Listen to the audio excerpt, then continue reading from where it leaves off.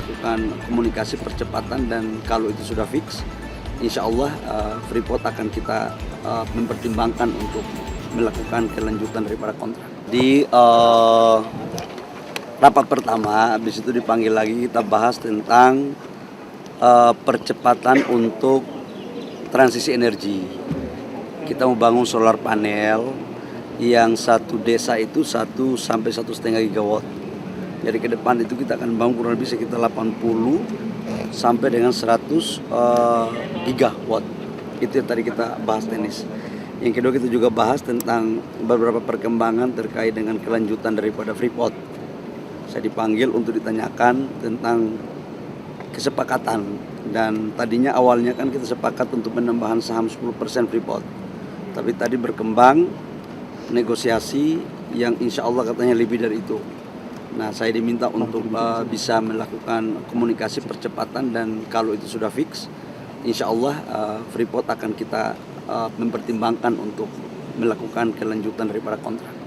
Dan sekarang kita tahu bahwa kondisi di Timika, di underground, itu ada terjadi longsor, dan saya sudah melapor kepada Bapak Presiden, dan tim kami sudah ada di Timika sejak beberapa hari yang lalu.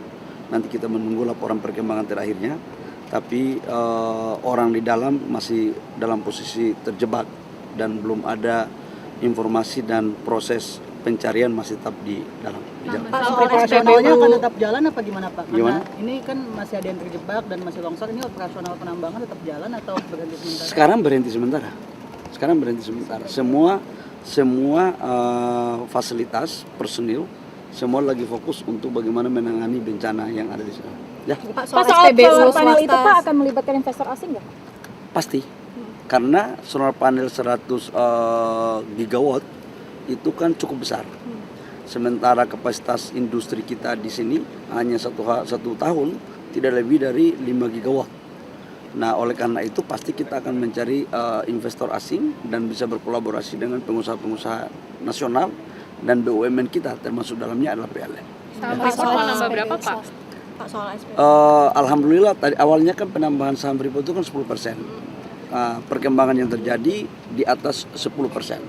Berapa pastinya nanti saya akan umumkan setelah tanda tangan proses perpanjangan. Harganya murah Pak, harga sahamnya? Untuk 10% lebih itu tidak, biayanya sangat murah sekali, karena valuasi asetnya kan kita anggap itu sudah nilai bukunya sangat tipis sekali. Tetapi itu kan terjadi untuk sampai dengan 2041, dan sekarang perhitungannya lagi dijalankan. Target pembelian saham rampung kapan Pak? Bentar lagi selesai ya. Pak, soal SPBU swasta dong Pak. Pak, soal SPBU swasta kan banyak yang kosong. Kemarin Bapak bilang bisa belinya ke Pertamina. Itu sebenarnya kayak gimana sih Pak alurnya? Jadi gini, saya kan udah ngomong beberapa kali menyangkut SPBU swasta. Yang pertama, SPBU swasta itu sudah diberikan kuota impor 110% dibandingkan dengan 2024. Ini biar clear ya, kita sudah memberikan kuota impor 110%. Jadi sangatlah tidak tepat kalau dikatakan kuota impornya tidak kita berikan. Contoh, 2024 si perusahaan A mendapat 1 juta kiloliter. Contohnya, di 2025 kita memberikan kuota impor 1 juta kiloliter plus 10%. Berarti 1 juta 100 kiloliter. Nah, kalau masih ada kekurangan, kita minta untuk melakukan kolaborasi dengan Pertamina. Kenapa? Karena ini terkait dengan hajat hidup orang banyak. Cabang-cabang industri yang menyangkut hajat hidup orang banyak itu harus tetap dikontrol oleh negara. Supaya apa? Semuanya baik. Ya, gitu ya. Gimana Pak caranya Pak? Pekerja dari Shell dan lain sebagainya kan banyak yang di layoff juga nih Pak. Sebenarnya mereka bisa melakukan kolaborasi dengan Pertamina, dan kemarin saya sudah pimpin rapat dengan Pertamina, dan wamen saya juga sudah pimpin rapat. Tapi nanti saya akan mengecek perkembangan terakhir dari tim yang kemarin saya bentuk untuk mengatasi. Ya. Berarti